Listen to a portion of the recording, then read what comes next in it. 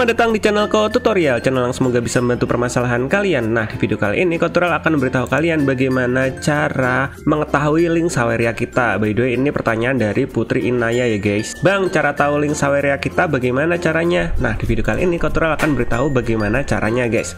So, langsung aja yuk ke cara yang pertama. Cara yang pertama, kalian login Sawerianya atau login websitenya, atau kalian bisa ketikkan di Google guys, seperti ini, Saweria.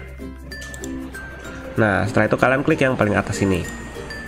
Nah, setelah itu kalian login guys, pakai akun kalian. Nah, setelah kalian masukkan email dan password kalian masuk.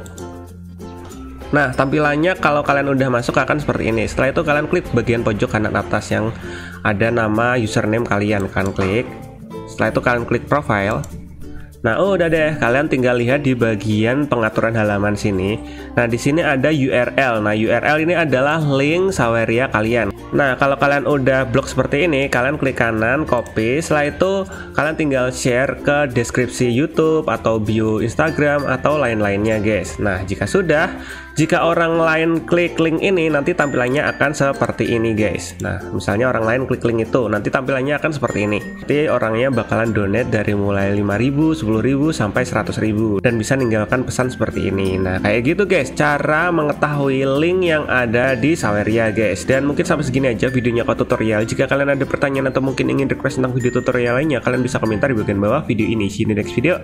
Bye bye.